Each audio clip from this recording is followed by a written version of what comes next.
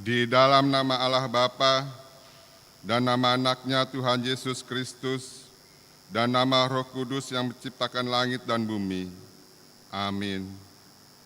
Demikianlah firman Tuhan Allah, kamu akan kuberikan hati yang baru dan roh yang baru di dalam batinmu, dan aku akan menjauhkan dari tubuhmu hati yang keras, dan kuberikan kepadamu hati yang taat. Haleluya. Haleluya, haleluya, haleluya.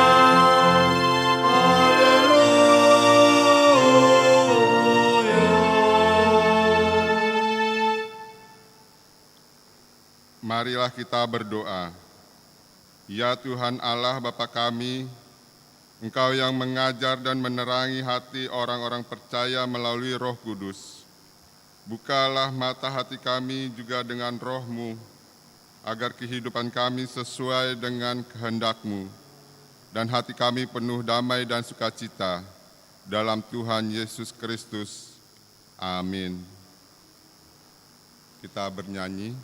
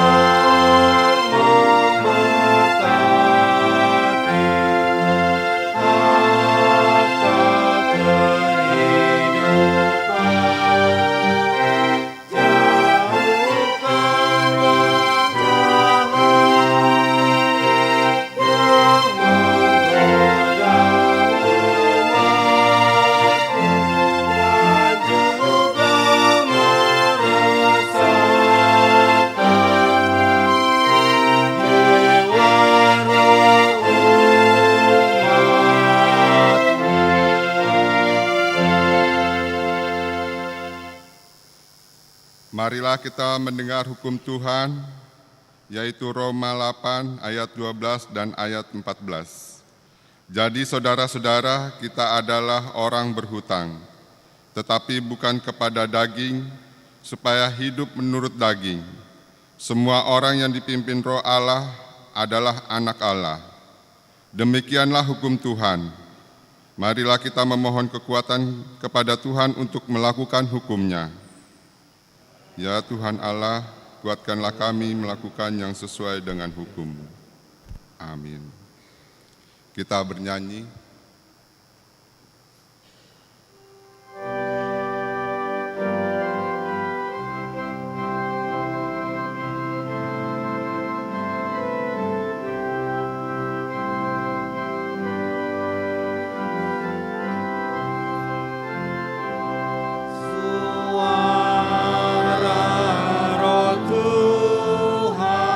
Lembut firman-Nya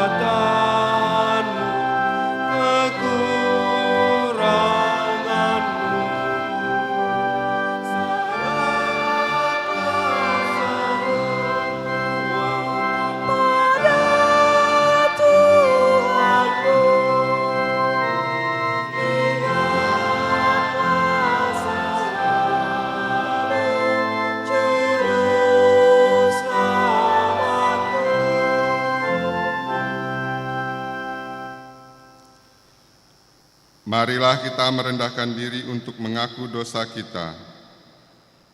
Kita berdoa.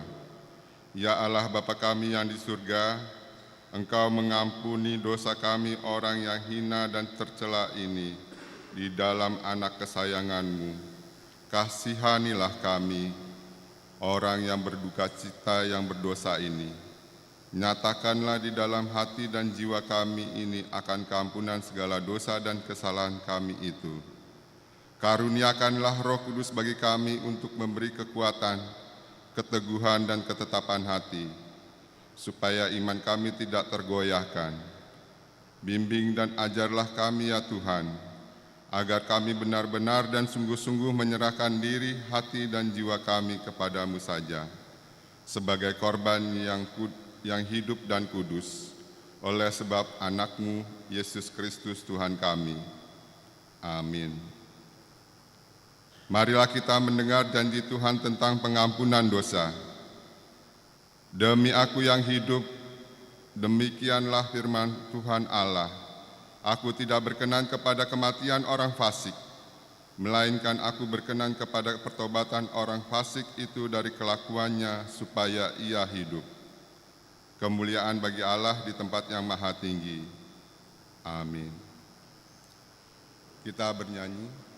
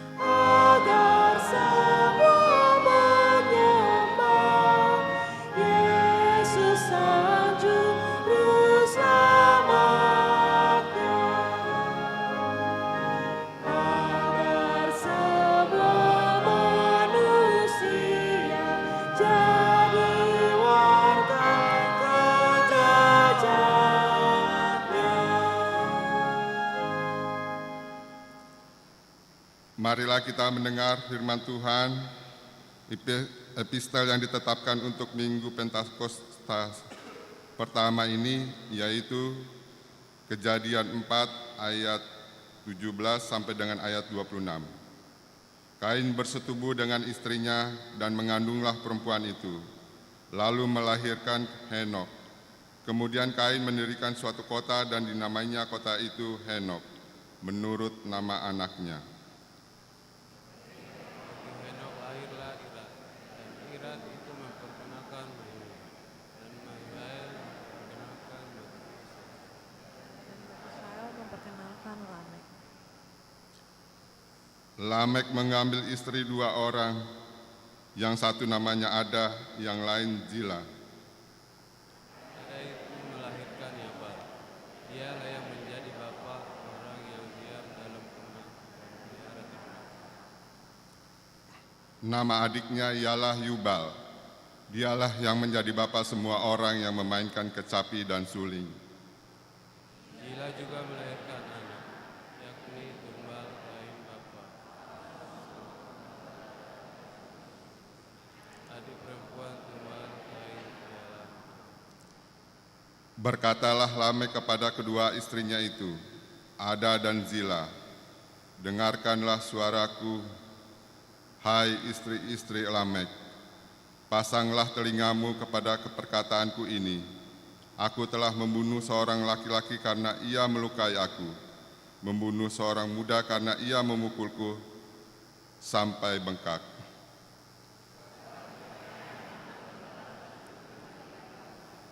maka rambut 70 kali lipat. Adam bersetubuh pula dengan istrinya. Lalu perempuan itu melahirkan seorang anak laki-laki dan menamainya Set. Sebab katanya, Allah telah mengaruniakan kepadaku anak yang lain sebagai ganti Habel, sebab Kain telah membunuhnya. Lahirlah seorang anak laki-laki bagi Set juga. Waktu itulah orang mulai memanggil nama Tuhan. Demikian firman Tuhan. Berbahagialah orang yang mendengar firman Allah serta memeliharanya. Amin. Kita bernyanyi.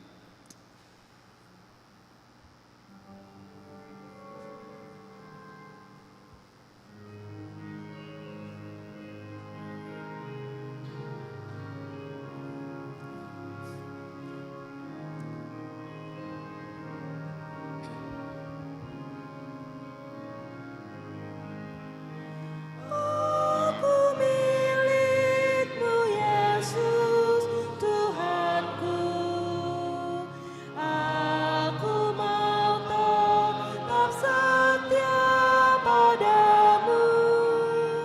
Curahkan roh-Mu dalam diriku, damai bersamamu.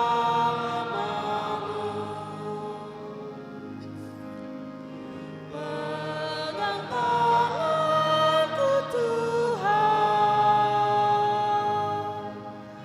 peganglah tanganku ya Tuhan, curahkan roh-Mu dalam diriku, damai bersamamu.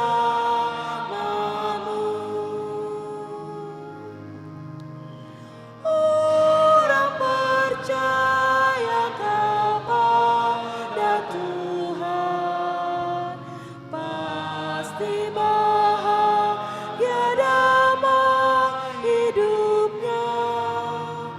Di bumi ini di surga kelak bahagia selamanya. Bahagia selamanya. Bahagia damai selamanya. Di bumi ini di surga kelak bahagia selamanya.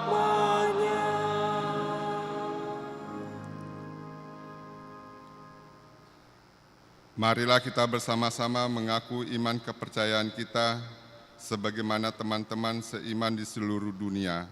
Kita bersama-sama mengucapkannya. Aku percaya kepada Allah, Bapa yang Maha Kuasa, Khalik langit dan bumi. Aku percaya kepada Yesus Kristus, anaknya yang tunggal Tuhan kita, yang dikandung daripada Roh Kudus, lahir dari anak darah Maria, yang menderita sengsara di bawah pemerintahan Pontius Pilatus, disalibkan, mati dan dikuburkan, yang turun ke dalam kerajaan maut. Pada hari yang ketiga, bangkit pula dari antara orang mati, naik ke surga, duduk di sebelah kanan Allah, Bapa yang Maha Kuasa. Dari sana akan datang kelak untuk menghakimi orang yang hidup dan yang mati. Aku percaya kepada Roh Kudus, dan adanya satu gereja yang kudus dan am, persekutuan orang kudus, pengampunan dosa, kebangkitan daging, dan hidup yang kekal. Amin.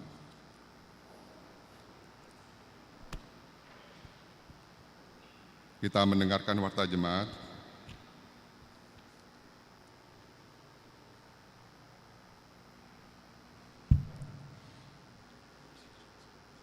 Warta Jemaat Minggu 24 Mei 2026. Yang pertama, nama Minggu. Nama minggu hari ini adalah Minggu Pesta Pertama Pentakosta atau Pesta Pertama Peringatan Hari Turunnya Roh Kudus dengan topik khotbah Ragam Karunia dalam Satu Roh. Ragam do parasi rohaot di bagasan sadatodi dari 1 Korintus 12 ayat 3 sampai 11. Kedua, ibadah Pentakosta pertama, perjamuan kudus, dan Pentakosta kedua. Pada hari ini Minggu 24 Mei 2026 diadakan ibadah Pesta Pentakosta pertama atau Pesta Turunnya Roh Kudus dan perjamuan kudus. Kita mengadakan kebaktian seperti biasa pukul 7, pukul 9.30 dan pukul 17 WIB. Bagi warga jemaat yang sakit atau tidak bisa hadir ke gereja dan merindukan pelayanan perjamuan kudus dapat memberitahukan kepada Sintua WIK untuk menerima ibadah perjamuan kudus di rumah masing-masing. Pada hari Senin 25 Mei 2026 adalah Pesta Pentakosta II atau Pesta Turunnya Roh Kudus. Kita mengadakan kebaktian dalam bahasa Batak masuk pukul 19.30 dan yang akan membawakan kor Ama, kor Ina Kamis, kor Ina Deborah, kor Lansia, kor Wik 3 dan kor Maranatha. Yang ketiga, pelatihan transformasi HKBP Distrik 8 DKI Jakarta. Pada hari Rabu 27 Mei 2026 pukul 15 sampai 18 WIB akan dilaksanakan pelatihan transformasi HKBP Distrik 8 DKI Jakarta di wilayah Jakarta Selatan bertempat di HKBP Pasar Minggu. Dari gereja akan mengutus para taun, bendahara huria, sekretaris huria, dan administrasi. Keempat, konferensi misi dan penginjilan HKBP Distrik 8 DKI Jakarta. Pada hari Rabu sampai Kamis 27 sampai 28 Mei 2026 pukul 12 akan dilaksanakan konferensi misi dan penginjilan HKBP Distrik 8 DKI Jakarta yang bertempat di Wisma Kinasih Caringin, Jawa Barat. Dari gereja akan mengutus Ketua Seksi Sending Pinondang Sinurat. Yang kelima, Youth Bible Camp HKBP Distrik 8 DKI Jakarta. Pada hari Selasa sampai Rabu 17 sampai 18 Juni 2026 akan dilaksanakan Youth Bible Camp untuk seksi remaja HKBP Distrik 8 DKI Jakarta yang bertempat di Gunung Mas, Jawa Barat. Diberitahukan bagi seksi remaja HKBP Mampang Perapatan yang ingin mengikuti kegiatan ini dapat mendaftar melalui Menara Hubung Desi Nainggolan atau Citra Huta Barat paling lambat 30 Mei 2026. Yang keenam, persembahan diakoni. Hari ini Minggu 24 Mei 2026 di ibadah pukul 7, pukul 9.30 dan pukul 17 kita akan menyerahkan persembahan diakoni menggunakan amplop diakoni yang telah disediakan untuk menopang pelayanan diakoni huria. Persembahan amplop diakoni diserahkan saat bersalaman setelah ibadah selesai. Ketujuh, Bazar Kotilon dan Tahun Transformasi tahun 2026. Dalam rangka mendukung kegiatan Kotilon dan Tahun Transformasi tahun 2026 akan diadakan penggalangan dana dalam bentuk bazar untuk setiap week. Marilah kita turut mendukung dan berpartisipasi dalam kegiatan tersebut. Jadwal bazar terlampir. Kedelapan, seminar keluarga. Dalam rangka pra-perayaan Pesta Kotilon dan Tahun Transformasi tahun 2026, maka hari ini Minggu 24 Mei 2026 pukul 12 bertempat di gedung gereja diadakan seminar keluarga dengan tema Membangun Keluarga yang Mengasihi Tuhan Sepanjang Generasi oleh narasumber Profesor Dr. Frieda M. Mangunsong Sihaan, MED, Psikolog. Diharapkan seluruh warga jemaat HKBP Mampang Perapatan untuk dapat mengikuti kegiatan ini. Kesembilan, Family Gathering Week 4 dalam rangka pra-perayaan Pesta Kotilon dan Tahun Transformasi tahun 2026, pada hari Rabu 27 Mei 2026 akan dilaksanakan Family Gathering Week 4 yang bertempat di Bumi Perkemahan Ragunan. Diberitahukan kepada seluruh warga jemaat di Week 4 untuk dapat mendukung dan mengikuti kegiatan tersebut. Pendaftaran dapat dilakukan melalui Nyonya Silalahi atau Mawar Boru Sirait paling lambat Jumat 22 Mei 2026. Ke-10, Family Gathering with 5. Dalam rangka pra-perayaan Pesta Kotilon dan Tahun Transformasi tahun 2026, pada hari Senin tanggal 1 Juni 2026 akan dilaksanakan Family Gathering with Week 5 yang bertempat di Taman Marga Satwa Ragunan Pendopo 4. Diberitahukan kepada seluruh warga jemaat di Week 5 untuk dapat mendukung dan mengikuti kegiatan tersebut. Pendaftaran dapat dilakukan melalui Situa Week 5. Ke-11, pembekalan pelayan HKBP Mampang Perapatan.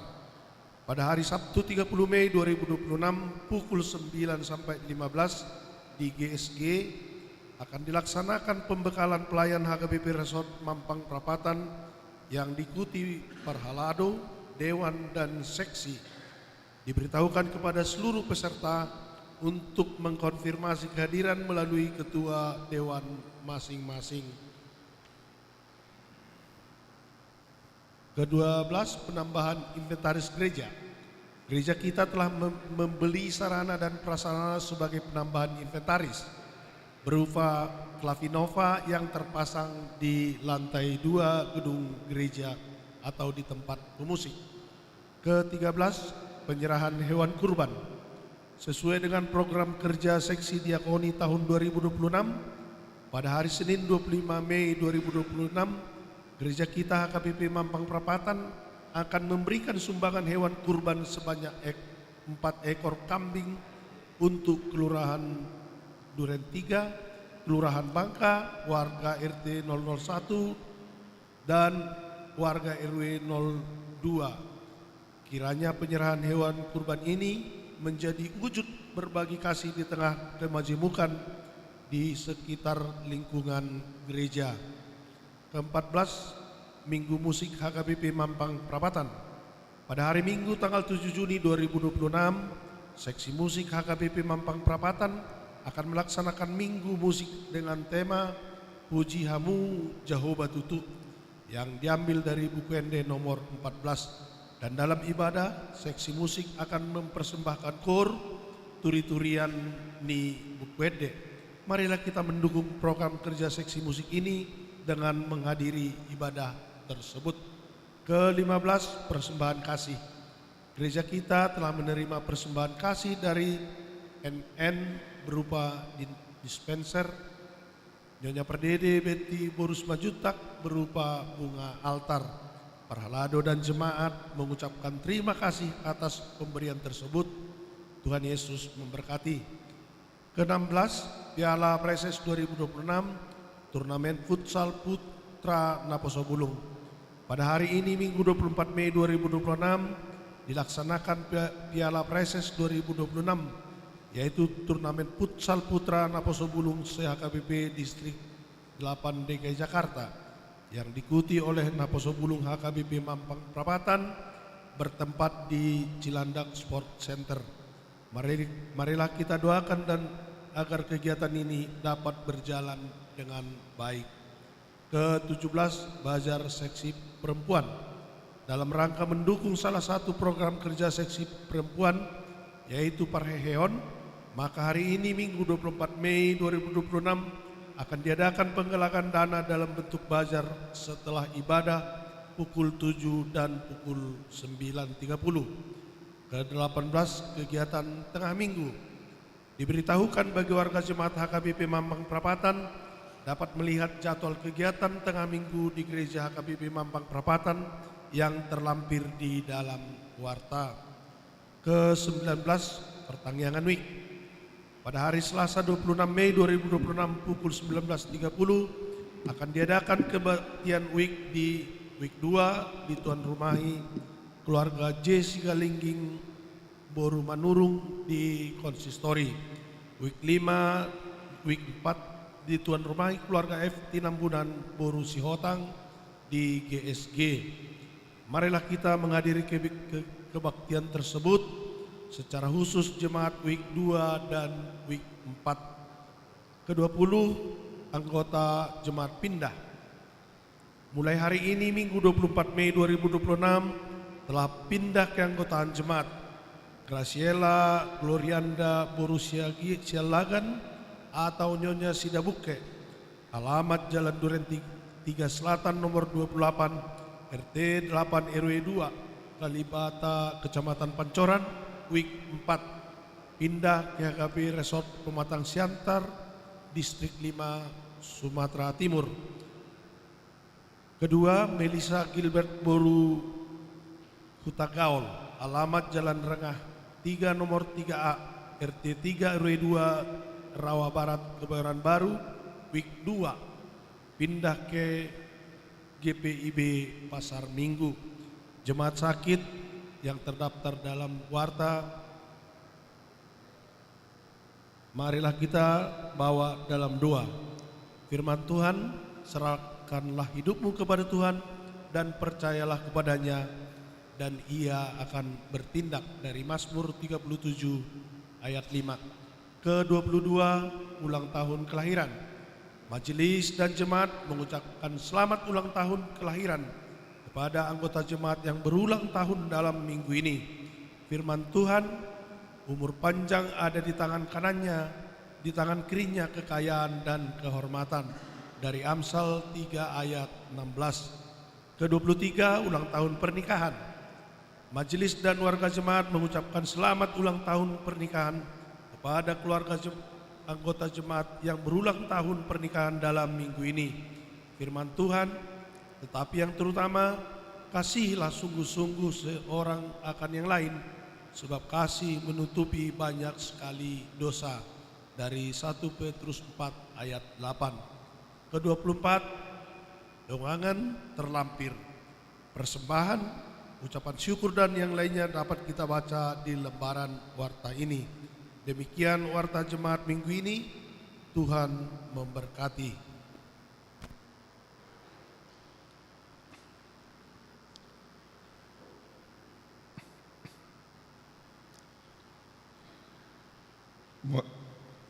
Mosaik kasih. Berbeda namun satu roh yang menggerakkan. Jemaat yang dikasihi Tuhan, mari kita teduhkan hati sejenak, berhenti dari pola dunia yang kejar-kejaran. Seringkali kita merasa hidup ini seperti perlombaan. Kita merasa kurang hebat dibandingkan orang lain, atau merasa paling benar sendiri. Kita hidup di dunia yang penuh sekat, di mana perbedaan seringkali membuat kita saling menjauh dan bermusuhan. Tuhan, ingatkanlah kami jika kami sering membandingkan diri. Tolonglah lembutkan hati kami yang keras, agar kami bisa saling menerima. Rasul Paulus mengingatkan kita, ada berbagai karunia, tapi satu roh, seperti pelangi yang indah karena warnanya tak sama, atau musik yang merdu karena nadanya berbeda. Ada yang hebat dalam bekerja, ada yang lembut dalam mendengarkan, ada yang sabar dalam menderita. Semua itu bukan untuk pamer kekuatan, tapi untuk saling menopang di masa sulit. Ya Roh Kudus, ajarlah kami bahwa karunia-Mu bukanlah perhiasan untuk dipamerkan, melainkan sarana untuk merajut kebersamaan yang saling menguatkan. Dunia saat ini sedang lelah. Banyak orang merasa kesepian, kehilangan pekerjaan, atau kehilangan harapan. Tuhan tidak meminta kita melakukan hal-hal besar yang luar biasa. Karunia roh bisa sesederhana senyuman yang menguatkan, atau tangan yang mau membantu tanpa mengharap pujian. Kita adalah satu tubuh. Jika satu bagian terluka, kita semua ikut merasakannya. Tuhan, Jadikanlah kami alat di tangan-Mu, gunakanlah apa yang ada pada kami, sekecil apapun itu, untuk menghibur mereka yang sedang menangis. Kini biarlah semangat Pentakosta merobek tirai ketakutan kita.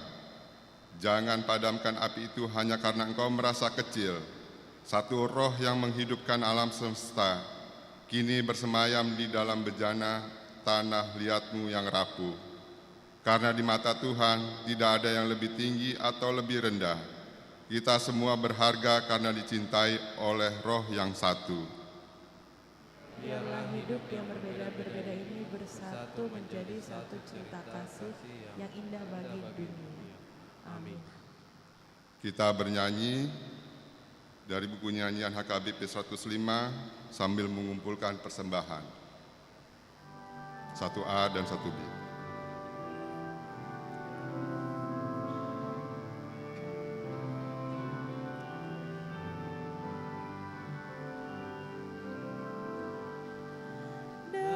Datanglah Kau ya Roh Kudus, Kaulah Allah Tuhanku,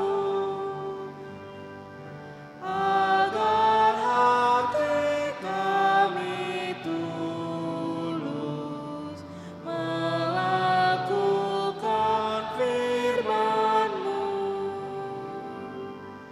Beritalah-Mu Tuhanku, menyinari hatiku. Ajarkan kebenaran-Mu dalam hati umat-Mu, agar hati kami tulus layak di hadapan-Mu. Jauhkanlah seteru dari kami umat-Mu.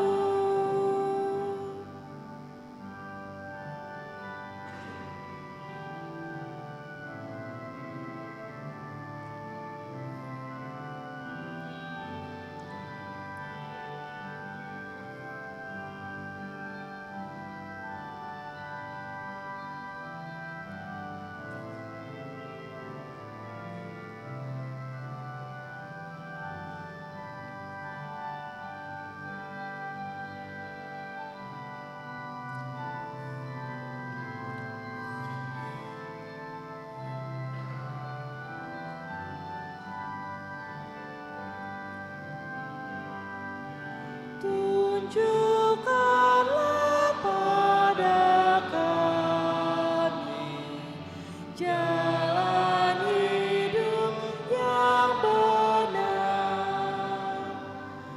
Baharui hati kami agar tidak tercemar. Berilah hati yang lemah melakukan yang benar.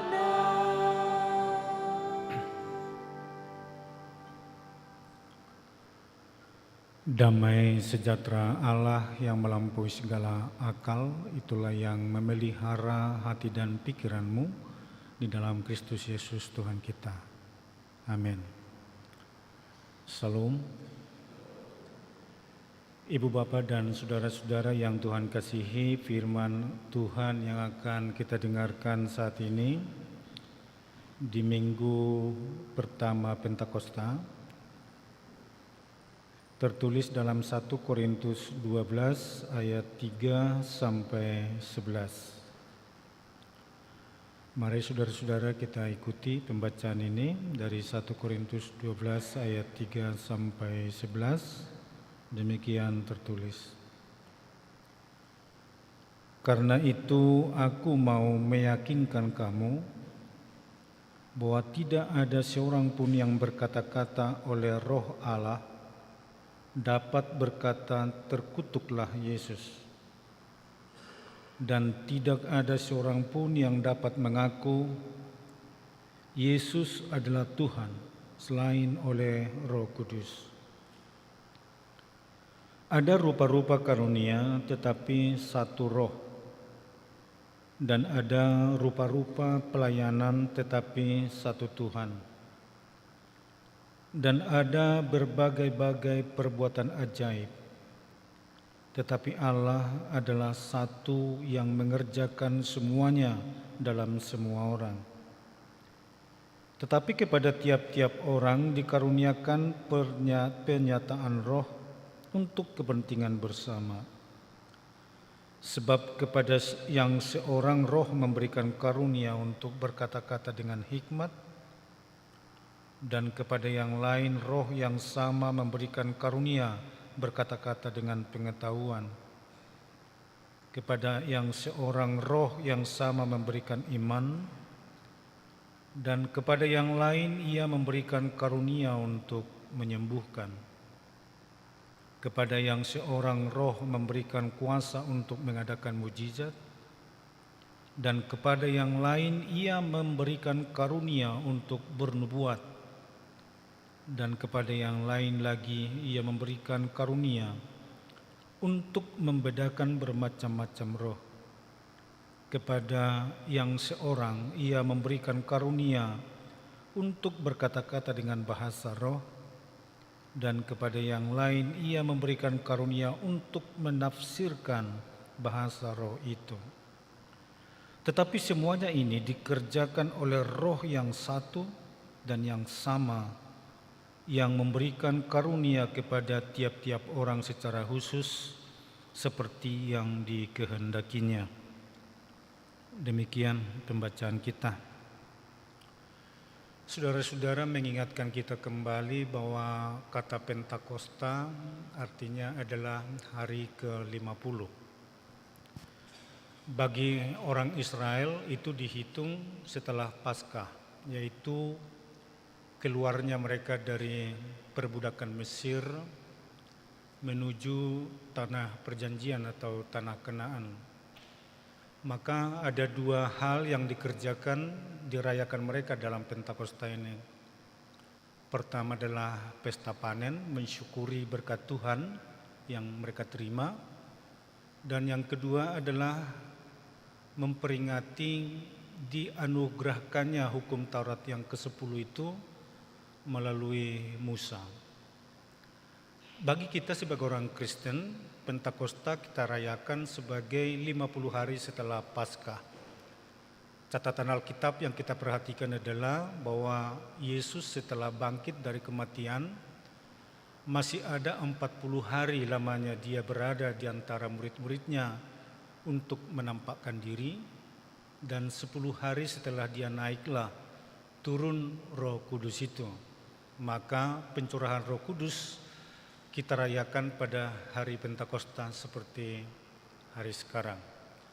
Jadi ada memang korelasi antara pemberian hukum Taurat pada Pentakosta dan pengaruniaan Roh Kudus bagi kita sebagai orang Kristen di hari ke-50 hari ini. Itu sebabnya misalnya kalau dalam buku Ende kita ada hubungannya itu ya. Jadi kalau misalnya ada satu buku Ende yang menunjukkan bahwa songgop tuhami tod diporbadiai, lalu kemudian lehon patikmu imatau podake, gitu ya. Songgop tuhami nadi jolomon, gitu ya. Oton dini debataki. Lalu ayat berikutnya disebutkan lehon patikmu matau podaki, gitu ya. Jadi ada kayak hubungan patik di hukum Taurat pada Pentakosta orang Yahudi, lalu kemudian kita merayakan dalam perayaan Roh Kudus.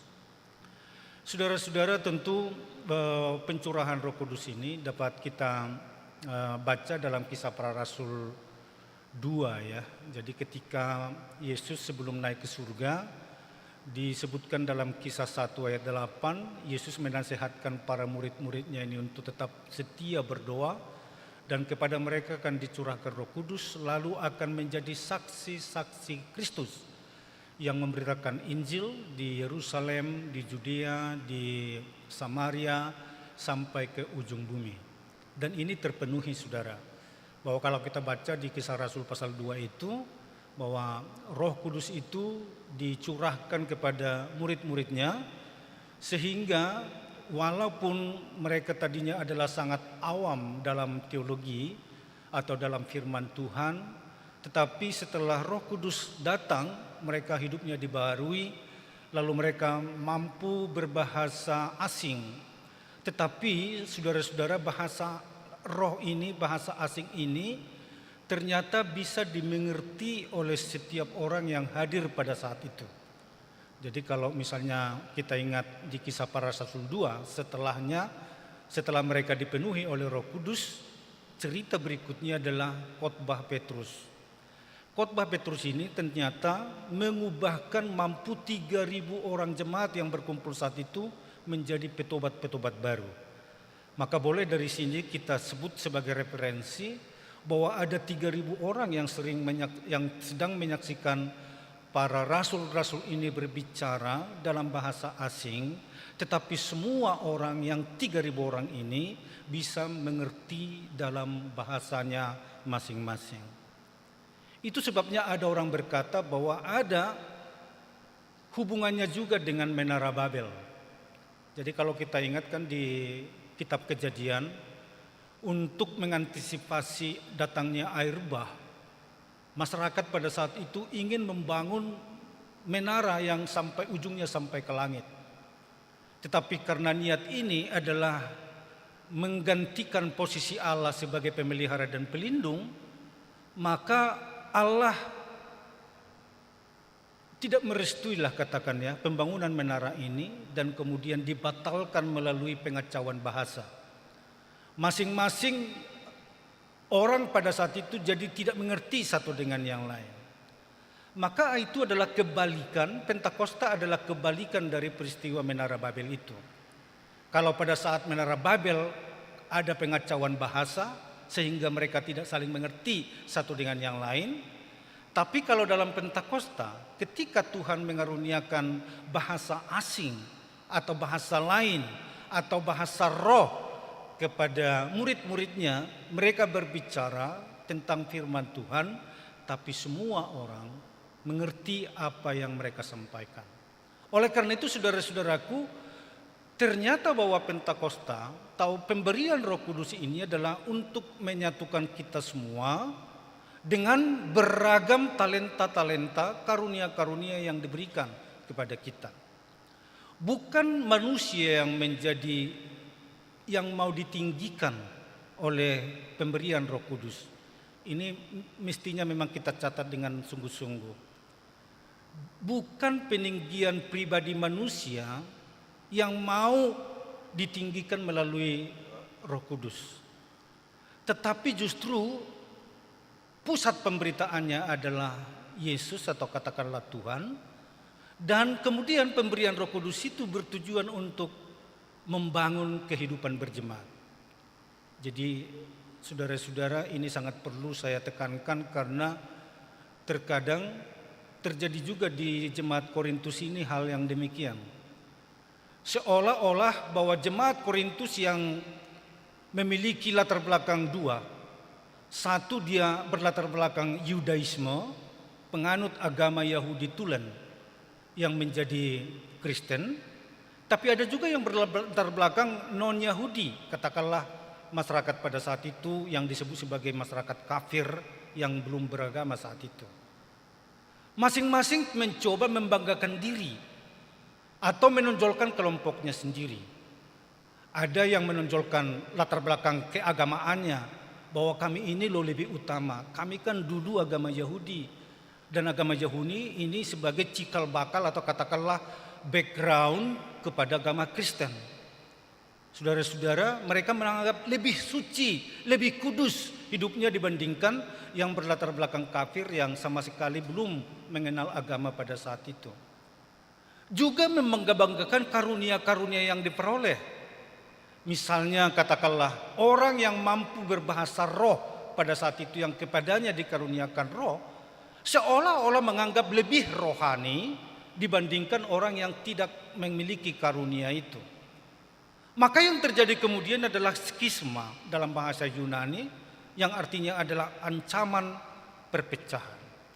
Bisa kelihatan satu tetapi terjadi kelompok-kelompok di dalamnya. Itu sebabnya kalau ibu bapak dan saudara semua ingin mendalami tentang ini, boleh dibaca dalam 1 Korintus ini. Ada ancaman perpecahan di situ, bahkan kelompok-kelompok. Ada yang mengaku dirinya kelompok Petrus, ada yang menganggap dirinya kelompok Paulus, ada yang menganggap dirinya kelompok Kristus. Seolah-olah saudara-saudaraku, jemaat itu satu tapi terpecah-pecah dengan kelompok-kelompok itu. Saya jadi ingat cerita waktu terjadi gejolak lah di gereja HKBP. Pada saat sayalah pendeta pertama yang ditabiskan pada saat krisis itu terjadi. Tapi kami ada ditabiskan di Tangerang oleh seorang pimpinan gereja kita. Lalu ada juga yang ditabiskan, seangkatan kami juga ditabiskan di Piaraja oleh pimpinan gereja HKBP kita yang diangkat oleh satu lagi. Apa yang terjadi kemudian kita ingat betul, ada yang pro. Syukur-syukur memang di Mampang ini tidak terjadi hal yang demikian. Hanya saya mengingatkan saja bahwa kita pernah masuk ke dalam ancaman perpecahan seperti ini. Ada yang pro SSA, ada yang pro SAI, itu dulu ya yang kita tahu ya. Lalu kemudian kata pro ini sampai juga ke desa-desa. Ketika orang rantau masuk ke desa, lalu kemudian ditanya orang-orang kampung di situ dan teman-teman segerejanya, kau pro siapa? Katanya, pro SSA atau pro SAI? Lalu jemaat di situ atau orang kampung ini menjawabnya seperti ini. Saya tidak pro SSA, saya tidak pro SAI, saya kontra Kristus gitu. Kenapa? Karena kata pro kontra ini mungkin baru kali didengar gitu ya. Jadi saya tidak pro siapa, hanya saya kontra Kristus katanya gitu. Jadi seolah-olah dia benar gitu ya, padahal sebetulnya sudah salah juga pemakaian kata yang digunakannya. Saya hanya mau mengatakan saudara-saudara bahwa memang ada kelompok-kelompok itu. Nah, itulah yang disorot oleh Paulus dalam ayat kita hari ini. Jadi bukan membangga-banggakan karunia-karunia yang dianugerahkan kepada kita, tapi semua harus berpusat kepada Kristus. Karena katanya tadi dalam ayat 3 bahwa tidak ada satupun kuasa yang mau menyebutkan Yesus itu sebagai di bawah kuasa setan. Dan tidak ada juga yang bisa mengaku Yesus adalah Tuhan kalau bukan Roh Kudus yang mengatakannya. Oleh karena itu sekarang digiring bahwa yang menjadi pusat penyembahan kita dengan segala talenta yang kita miliki itu adalah Kristus. Jadi meninggikan Kristus ini Roh Kudus. Bukan untuk meninggikan pribadi-pribadi yang dikaruniai Roh Kudus. Saudara-saudara, mungkin tadi kita tidak bisa begitu menyimak apa ya kira-kira maksudnya epistel ini. Epistel kok bicara tentang keturunan-keturunan. Tapi kalau Anda berhikmat melihatnya, maka kita bisa ketemukan di situ aneka keahlian, aneka ragam talenta yang dimiliki oleh manusia-manusia yang dianugerahkan. Dan itu justru ternyata dimulai dari catatan tentang keturunan Kain. Keturunan Kain yang kita tahu Kain ini adalah pembunuh kepada adiknya Habel. Tetapi juga diberi kesempatan dari Tuhan untuk Marpinopari punya keturunan-keturunan. Dan dari keturunan-keturunan inilah muncul budaya dan keahlian-keahlian. Coba pada masa itu katanya jadi ada perkemahan dan peternakan. Berarti orang sudah mulai mengenal rumah. Ada ahli besi. Ada ahli seni, seruling katanya tadi di situ dengan macam-macam alat musik. Lalu kemudian ada pandai besi dan tembaga. Tapi luar biasanya saudaraku, ada kata Lameh di situ. Punya 2 istri, tapi dia berkata, lihatlah istri-istriku, saya baru membunuh seorang laki-laki.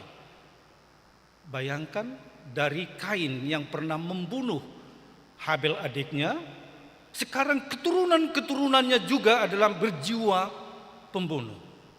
Dikaruniai talenta, dikaruniai keahlian, punya rumah, punya peternakan, punya jiwa seni, punya beragam macam temuan-temuan, tetapi justru dalam diri orang yang seperti ini masih terpelihara juga nafsu untuk membunuh, melenyapkan semua.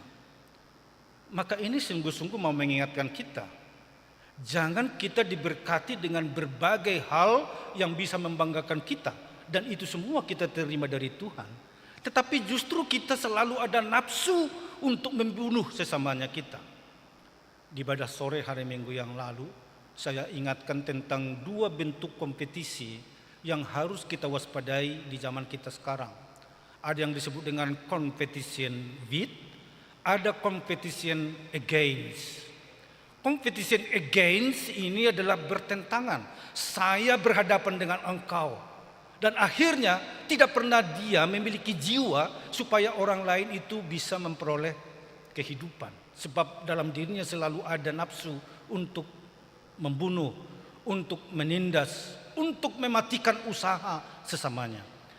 Tapi mestinya memang yang ada adalah competition with, saya bersaing dengan, sehingga misalnya kalau kita perhatikan counter HP lah katakan seperti itu, ada dua yang berdekatan tetapi saling menghidupkan. Kita tanya enggak ada di sini, tapi di sini tersedia dan itu ditunjukkan.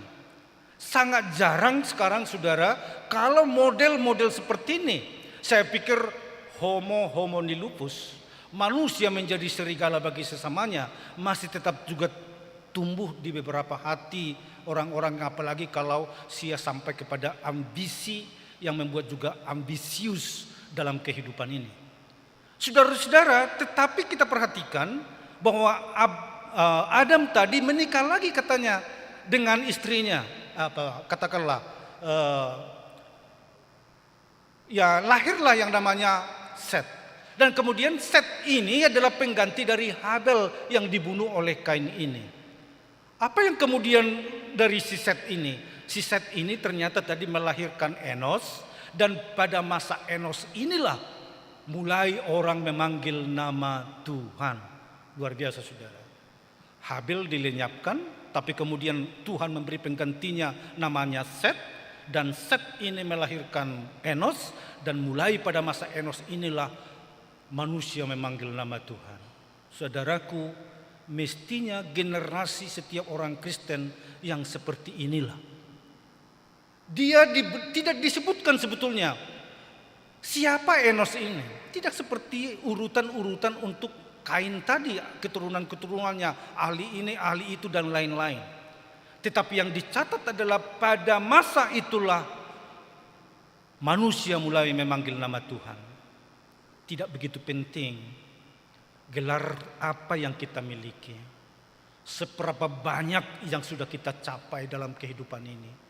Tuhan tidak memandang sederet apa gelar akademismu. Tuhan tidak menghitung seberapa banyak hartamu. Tuhan tidak pernah menginventarisir seberapa banyak yang kita kumpulkan dalam hidup ini. Tetapi yang dicatat adalah apakah kamu memanggil nama Tuhan? Apakah Tuhan ditinggikan dengan seluruh talenta yang kita miliki? Saya pernah pesankan begini kepada orang-orang muda yang sangat gila notification sekarang ini, gila popularitas, orang mau melike seluruh statusnya, sehingga apa yang diupload, apa yang ditampilkan seolah-olah tidak ada filternya lagi. Karena hebatnya dunia ini, lihatlah medsos-medsos kita itu, kalau beritanya tentang kabar baik, yang baik-baik saja, akan sedikit orang yang melike itu. Tetapi kalau misalnya yang buruk-buruk, berita pertentangan, perselisihan. Lihatlah misalnya nanti kalau disebutkan HKBP Mampang Perapatan akan membangun gerejanya. Enggak begitu baik orang yang banyak yang melike itu gitu. Tapi kalau di sana disebutkan di satu gereja HKBP terjadi perdebatan pertentangan antara Sintua dengan pendeta. Banyak sekali komen-komennya. Kan gitu kan.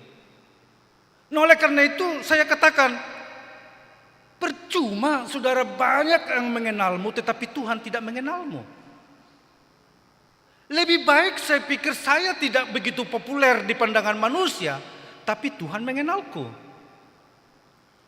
Ini mestinya saudara menjadi ciri khas karakter orang Kristen pada zaman sekarang.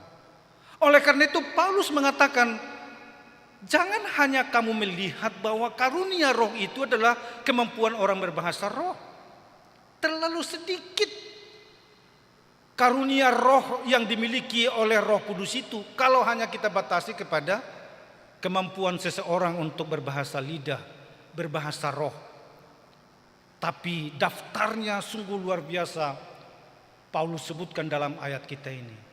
Ada ya karunia untuk berhikmat, ada karunia untuk memiliki ilmu pengetahuan, ada karunia untuk beriman. Sekali lagi, kalau kita mampu mengaku Yesus itu adalah Tuhan, itu bukan karena upaya manusia kita, tapi karena ada roh yang bekerja dalam diri kita. Sehingga ingat bahwa Yohanes membaptis dengan air, tetapi Yesus yang datang itu membaptis dengan apa?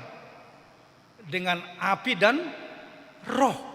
Dan itu yang kita baca dalam Kisah Rasul pasal 2 itu, bahwa ketika mau Roh Kudus menghinggapi murid-muridnya itu, ada nampak lidah-lidah api. Sayangnya saudara, api betulan, tetapi ruangannya tidak terbakar. Hebat sekali cara Tuhan bekerja. Memanggil Musa, kita ingat juga demikian. Ketika Allah mau memanggil Musa, tidak nampak pribadinya Tuhan, tapi kedengaran suara dari semak, ada asapnya tapi rumputnya tidak terbakar. Tidak perlu merusak alam ciptaan hanya untuk mau mengerjakan sesuatu. Ini model Tuhan kita. Orang banyak bekerja tapi dengan merusak. Tapi Tuhan menunjukkan kuasanya dalam ruang yang tertutup yang kita baca itu. Ada nampak nyala-nyala api, tapi ruangan tidak terbakar. Tuhan mau memanggil Musa, ada asap, tapi rumput tidak terbakar. Tidak merusak lingkungan, tidak merusak orang. Dan ini karya-karya Roh Kudus yang bekerja, dan tidak harus sebetulnya memang, ya sekali lagi, ada karunia yang dikaruniakan seperti itu kepadanya.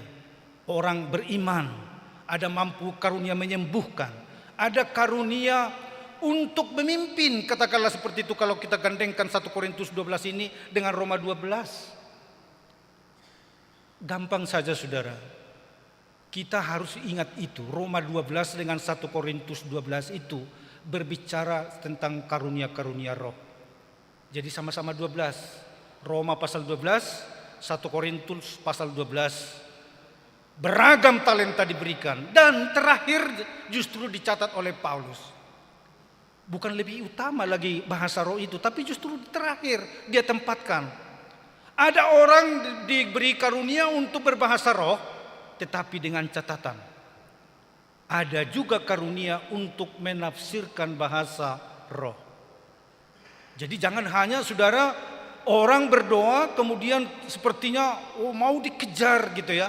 Saya supaya kelihatan lebih rohani dan sudah semakin dekat kepada Tuhan, maka dia berbahasa roh. Tetapi kalau kita tanya, kira-kira apa arti dari bahasa roh yang diucapkan? Kalau tidak dia pahami, tidak dimengerti, maka itu hanya untuk membangun dirinya. Membangun dirinya. Dan itu tidak pernah sempurna dalam pengaruniaan Tuhan. Karena apa? Sekali lagi yang mau kita sebutkan bahwa karunia roh bukan meninggikan seorang manusia, seorang pribadi manusia. Tetapi karunia roh itu adalah untuk memuliakan nama Tuhan. Oleh karena itu satu hal yang harus terjadi dalam setiap diri orang yang memiliki talenta ini. Apa? Kerendahan hati. Dan tidak akan ada pelayanan tanpa kerendahan hati. Itu saudara yang saya yakini dalam hidup ini. Oleh karena itu maka kerendahan hati, dan kemudian disebutkan supaya melayani, membangun jemaat Tuhan. Jadi kalau memang orang yang dikaruniai Tuhan Roh Kudus, maka jiwa pelayanannya makin membara, makin menyala. Jangan padamkan api Roh Kudus. Itu dalam Roma 12 yang kita baca. Jangan pernah padamkan api Roh. Sehingga kita seringkali sangat senang dengan ini sekarang. Kata-kata menyala. Menyalalah bangsaku. Menyalalah kejemaatku. Menyalalah saudara-saudaraku. Itu kan? Itu. Jadi kalau misalnya kita sebutkan salam Pentakosta, semakin menyala. Kalau harusnya misalnya seperti itu kan. Kalau misalnya selamat Natal, selamat Natal, Natal. Selamat Paskah, selamat Paskah. Selamat Hari Kenaikan. Apa ya jawabnya ya? Waktu hari Kamis itu kita beribadah di sini, orang malah mengatakan selamat hari Minggu, Mang. Loh, ini kan Kamis, aku bilang. Oh iya, Mang, katanya. Kalau misalnya sekarang selamat Pentakosta gitu, apa jawabannya? Selamat Pentakosta gitu ya. Jadi, tapi kurang semarak seperti bukan kayaknya semaraknya Natal dan semaraknya Paskah. Oleh karena itu kalau misalnya selamat Pentakosta, semakin menyala Amang. Oh, kalau itu luar biasa aura kita ya. Ya. Karena apa? Dalam bahasa Inggris kan Roh Kudus itu diterjemahkan dengan Holy Spirit. Spirit ini bisa diterjemahkan dengan semangat sebetulnya, ya kan? Jadi semangat gitu. Ini yang menjadi semangat kita sebagai orang-orang Kristen. Yang hidupnya tak pernah redup, atau katakan menjadi orang Kristen yang kapal selam. Tahu kapal selam, Amang Enang? Kapal selam tenggelamnya lebih lamakah atau munculnya lebih sering? Pasti tenggelamnya lebih lama, tapi nanti sekali-sekali muncullah dia gitu ke permukaan, kan gitu kan. Jadi kayak seperti ikan lah yang menyelam. Untuk cari napas ikannya itu muncul, begitu dia. Jangan-jangan Kristen kapal selam yang seperti ini pun banyak juga. Kalau pada saat Paskah datang, kalau pada saat Natal datang. Kalau pada saat bawa anak dibaptis datang. Kalau anak lagi naik pelajaran CD, peneguhan CD datang. Tapi lama sekali nggak kelihatan. Nanti kedengaran adalah warta sakit, warta meninggal dunia. Ise, najolma. Ya kan? Jadi mari tunjukkan identitasmu. Bagaimana kita semakin Tuhan berkati, semakin rendah hati, dan semakin rendah hati semakin giat dalam pelayanan ini. Bayangkan saudaraku, luar biasanya kita sebagai potensi yang dimiliki oleh gereja kita ini.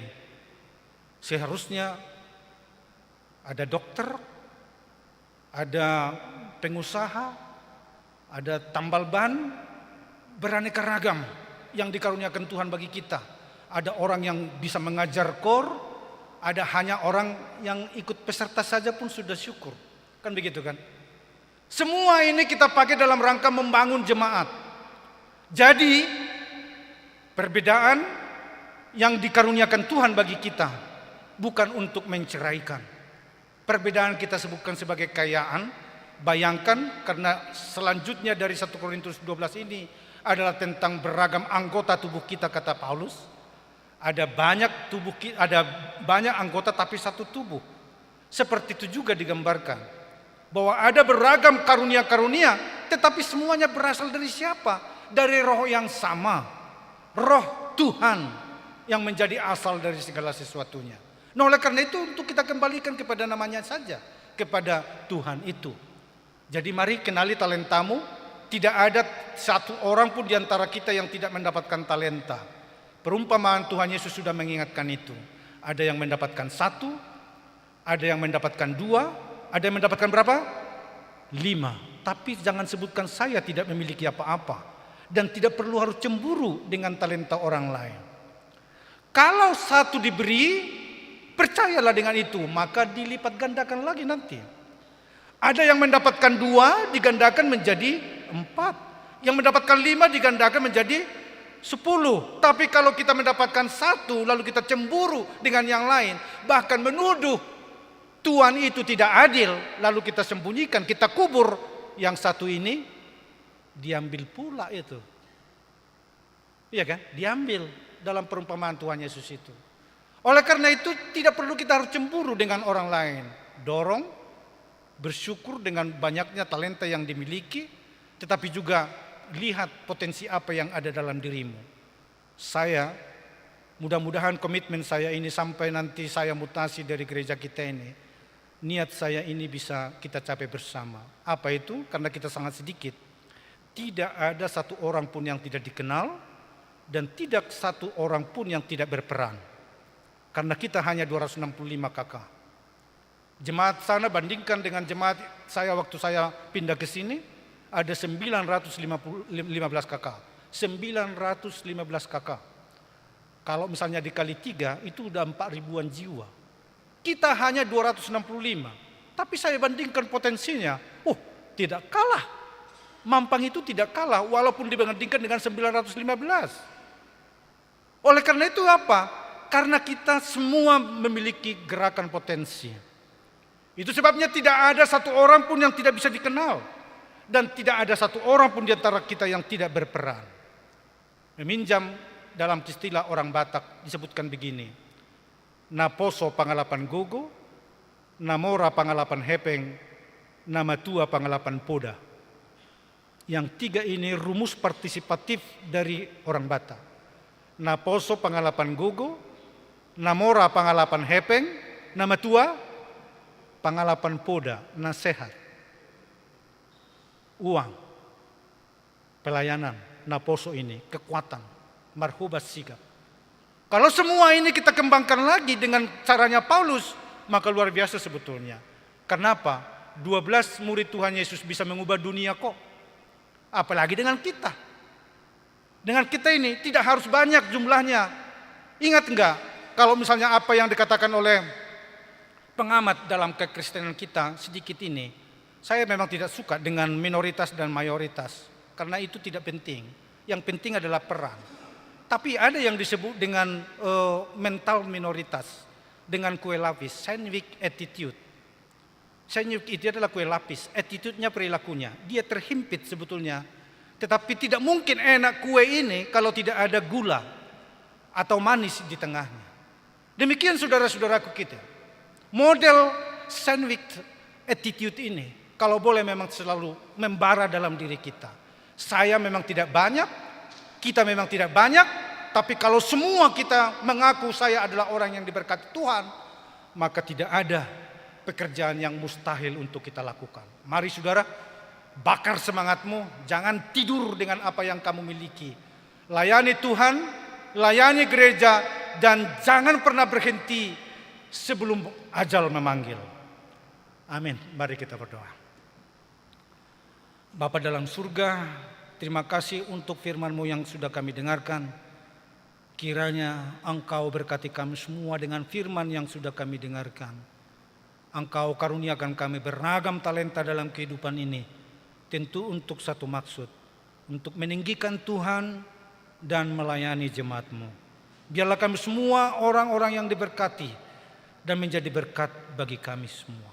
Di tengah persekutuan gereja yang ada saat ini. Allah Bapa di surga, kami berdoa supaya Tuhan memberkati setiap anggota jemaat-Mu. Dari anak kecil hingga yang sudah lanjut usia. Pakailah hidup mereka untuk menjadi bagian dari pemberitaan Injil kebesaran-Mu di tengah dunia ini. Kau berikan kesembuhan bagi yang sakit. Tolong yang sedang dalam berduka atau mengalami beban berat. Engkau rangkul mereka dengan kasih-Mu supaya beban itu dapat diangkat dan mereka dapat bersuka cita menjalani hari-hari kehidupan ini. Kami berdoa Tuhan untuk seluruh program kerja pelayanan gereja. Kau memberkatinya dan setiap orang yang mengambil peran di dalamnya.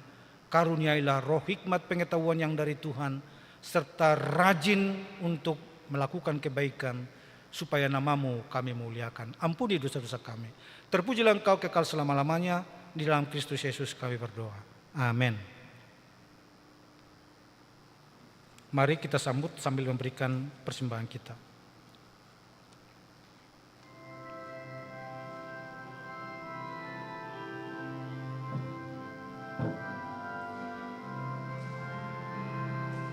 Berdayakan diriku ya Tuhanku, memancarkan keindahan kasih.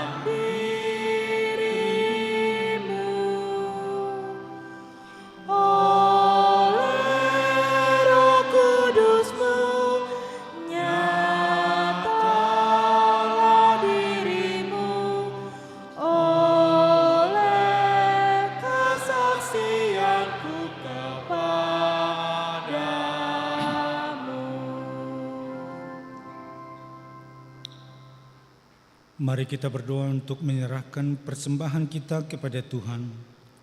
Ya Allah Bapa kami yang di surga, kami mengaku bahwa Tuhan adalah sumber dari segala karunia yang melimpah dalam kehidupan kami masing-masing. Sebagian daripada karunia itu kami serahkan kembali sebagai persembahan kepada Tuhan. Terimalah dan berkatilah persembahan umat-Mu ini, agar dapat kami pergunakan untuk pekerjaan dan pelayanan kerajaan Tuhan di dunia ini. Bukalah hati kami untuk mengenal betapa banyak berkat dan karunia yang kami peroleh dari Tuhan, supaya kami senantiasa bersyukur kepadamu. Di dalam nama Yesus Kristus Tuhan kami. Amin. Tuhan karuniamu, roh dan jiwaku semua, nyawa juga hidupku, harta milikku semua.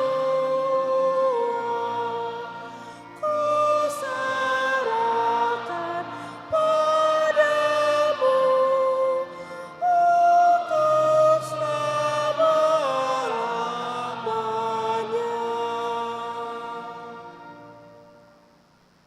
Ya Tuhan, Allah Bapa kami, tidak ternilai besarnya anugerah-Mu kepada kami, karena Roh Kudus Engkau menganugerahkan kepada kami orang yang hina ini. Pemberian-Mu melebihi dunia dengan segala isinya. Maka curahkanlah Roh Kudus kepada jemaat-Mu, orang-orang percaya yang setia dan taat kepada Yesus Kristus Tuhan kami. Limpahkanlah juga karunia-karunia Roh kepada jemaat-Mu, agar semakin bertambah banyak pemberita Injil, pengajar, dan yang rela mengasihi sesamanya manusia. Terangi dan berkatilah persekutuan orang Kristen di gedung gereja, di sekolah dan di rumahnya masing-masing. Bangunkanlah orang yang tertidur dan berilah kekuatan kepada orang yang lemah.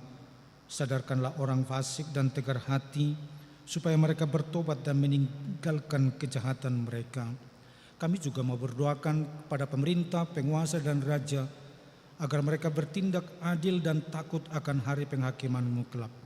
Kuatkan iman kami agar kami selalu yakin bahwa segala dosa kami telah Kau ampuni dan kami akan Engkau antar kepada kehidupan yang kekal. Teguhkanlah pengharapan yang hidup di hati kami, agar kami yakin bahwa walaupun sesudah kulit tubuh ini sangat rusak, tanpa daging pun kami akan melihat Allah yang membangkitkan kami kembali dalam Yesus Kristus Tuhan kami. Amin. Bapa kami yang di surga, dikuduskanlah nama-Mu, datanglah kerajaan-Mu, jadilah kehendak-Mu di bumi seperti di surga. Berikanlah kami pada hari ini makanan kami yang secukupnya, dan ampunilah kami akan kesalahan kami, seperti kami juga telah mengampuni orang yang bersalah kepada kami. Dan janganlah membawa kami ke dalam pencobaan, tetapi lepaskanlah kami daripada yang jahat.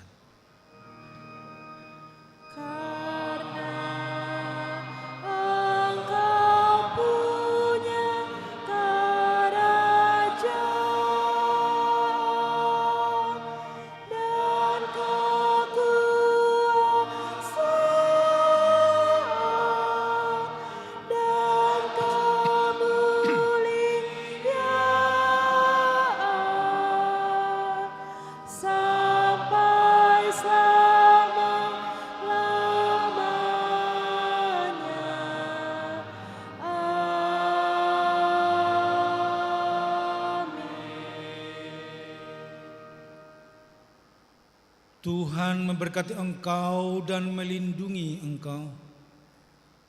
Tuhan menyinari engkau dengan wajah-Nya dan memberi engkau kasih karunia. Tuhan menghadapkan wajah-Nya kepadamu dan memberi engkau damai sejahtera. Amin.